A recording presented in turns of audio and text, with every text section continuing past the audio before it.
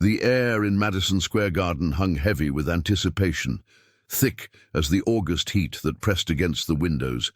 Inside, 20,000 souls breathed as one, their collective gaze fixed on the illuminated square in the center. It was 1973, and boxing was more than sport. It was theater, religion, politics, all wrapped into the simple violence of two men and their fists. James the Shadow. Parker stood in his corner, shoulders hunched beneath a worn red robe. At 26, his face already carried the marks of his profession, a slightly flattened nose, a scar tissue ridge above his right eye. The youngest of 7 children from the south side of Chicago, James had fought his way out of poverty the only way he knew how, with his hands. Across the ring stood Muhammad Ali, the greatest, the Louisville Lip. The man who'd shocked the world by defeating Sonny Liston, who'd sacrificed 3 years of his prime for refusing the draft, who'd returned to reclaim what was his. Even in the harsh overhead lights, Ali seemed to glow with an inner radiance, his confidence filling the arena like a physical presence. James wiped sweaty palms against his robe. This wasn't supposed to happen. He was a journeyman, a decent fighter with a respectable 22-4 record. But he wasn't championship material. Everyone knew that. Everyone except his manager, Mickey, who'd somehow maneuvered this shot when Ali's scheduled opponent pulled out with a ruptured disc.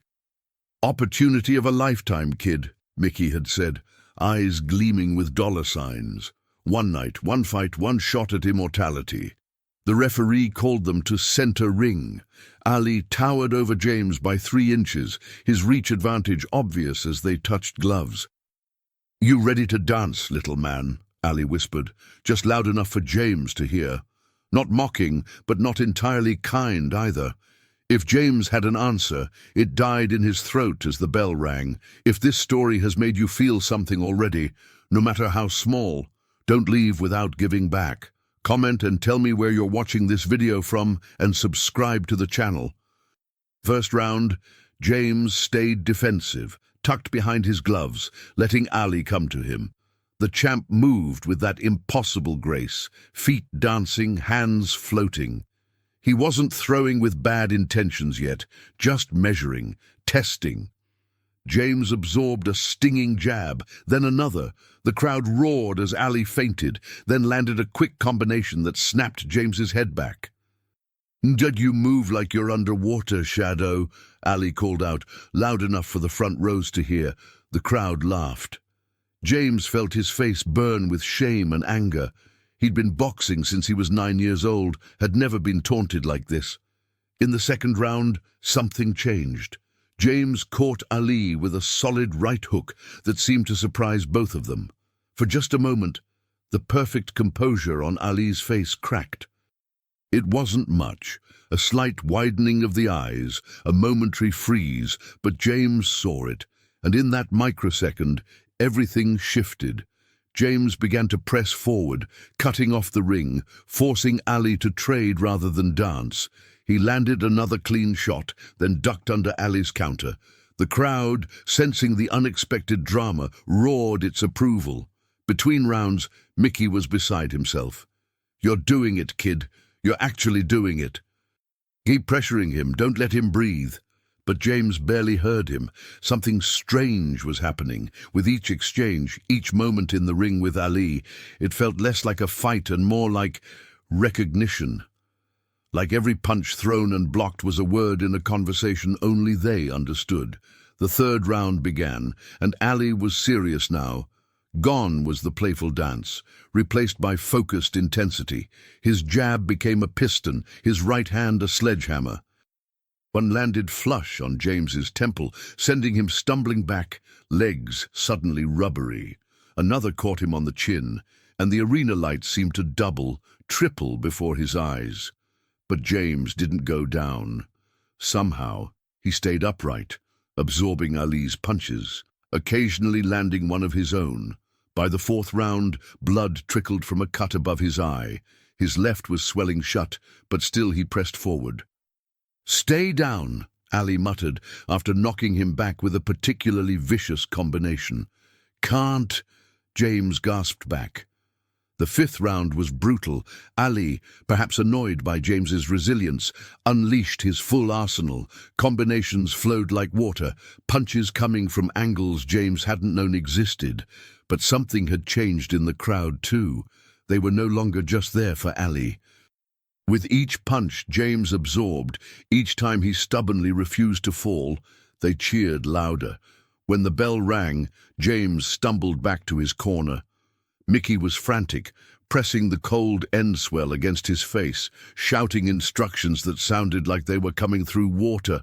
"I'm fighting Muhammad Ali," James said suddenly, a strange wonder in his voice. Mickey looked at him like he'd lost his mind. "Yeah, kid. And he's beating you to pulp. But you're still in this. You're making it a fight." James nodded slowly. "I'm making it a fight." By the eighth round, James's body was a catalogue of pain. His ribs ached where Ali had dug in repeated left hooks. His right eye was completely closed. His legs felt distant, as though they belonged to someone else, but he remained vertical, occasionally surprising Ali and himself with sudden bursts of offense. The crowd had transformed. What had begun as an Ali coronation had become something else. A testament to human endurance, to the stubborn refusal to surrender to the inevitable. They cheered James now, almost as loudly as they cheered Ali. In his corner before the ninth, Mickey was torn between pride and concern. "I can stop it, kid. No shame in it. You've gone further than anybody thought." James shook his head, sending droplets of sweat and blood spattering. Not yet." The ninth round began like the others, Ali controlling distance, James doggedly pursuing. But halfway through, something shifted. Ali landed a perfect three-punch combination, the final right hand connecting with James's temple with devastating precision. James felt his legs go. The canvas rushed up to meet him, but instead of the knockout everyone expected, James caught himself on his hands and knees. The referee began his count. 1, 2, 3. James knew he should get up. That's what fighters did. They got up 4, 5, but in that moment, kneeling on the canvas, a strange clarity washed over him. He'd gone toe-to-toe with the greatest boxer in the world, had lasted almost 9 rounds, had won the respect of the crowd, of himself. 6, 7. James looked up. Ali stood several feet away, watching him, not circling, not playing to the crowd, just watching, his face a mask of focused concentration. Their eyes met. 8. In that moment, something passed between them. Not words, something deeper, a recognition. Man to man, fighter to fighter. A respect that transcended victory and defeat. 9.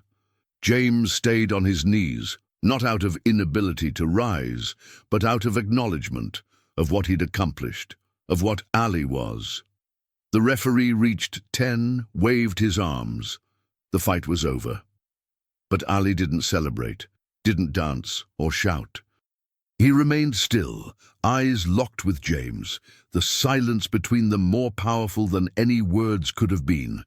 20,000 people screamed and cheered, but in that perfect moment of connection, there might as well have been only 2 people in the entire world. After the fight, James sat in his dressing room, an ice pack pressed against his swollen face. Mickey was outside, already talking to reporters, spinning the loss into a moral victory. The doctor had cleared James. No broken bones, no concussion, just the standard damage that came with the profession. A knock at the door. James called for them to enter, expecting Mickey or one of the cutmen. Instead, Muhammad Ali ducked through the doorway. The dressing room suddenly seemed very small. Ali had changed into a crisp white suit, his face unmarked save for a small swelling beneath his left eye, one of the few clean shots James had landed. For a long moment neither spoke. Then Ali extended his hand. James took it. "You've got heart." Ali said simply. "Thank you," James replied, "because what else could you say to such a compliment from such a man?" Ali settled onto the bench opposite James. "Most men," he said, "they fight for money, some fight for glory. The rare ones fight for something deeper." He tapped his chest. "You're one of the rare ones." James swallowed hard against the sudden tightness in his throat. "I didn't win," Ali smiled. "Winning's not everything. How you fight matters. Who you are in that ring, that matters." They talked for 27 minutes. Not about boxing techniques or training regimens, but about life, about growing up black in America, about the weight of expectations, about finding purpose beyond the roar of the crowd. When Ali finally rose to leave, he paused at the door. "The world's gonna remember our fight," he said. "But what I'll remember is that moment, you on your knees looking up, me standing there, no words needed." James nodded. The silence. "Stronger than any punch," Ali finished. He tapped 2 fingers to his heart, then pointed them at James. "You'd see you around, Shadow." 5 years later, when James hung up his gloves with a respectable career record of 31 wins and 12 losses, he opened a boxing gym in Chicago. Not in the glitzy downtown, but in the neighborhood where he'd grown up. He named it The Silence. On opening day, a package arrived. Inside was a pair of signed gloves and a short note. "Some fights you win in the ring. Some you win after. Keep fighting the good fight." Muhammad Ali. James framed both and hung them on the wall of the gym, where they remained for the next 42 years. In that time, The Silence produced 3 world champions and countless young men and women who, like James, found in boxing not just a sport, but a conversation, a way to speak without words, to connect across differences, to find meaning in both victory and defeat. And whenever anyone asked about the name, James would smile and tell them about a moment when 20,000 people were screaming. But all he could hear was silence, a silence that spoke volumes, a silence that changed his life. If you've made it this far and felt every word, don't leave without subscribing, will you? I tell these stories with my heart on my sleeve to reach people like you, who feel, who get emotional, who truly live. If this touched you, give back, comment, subscribe, come be part of this family with me until the next video.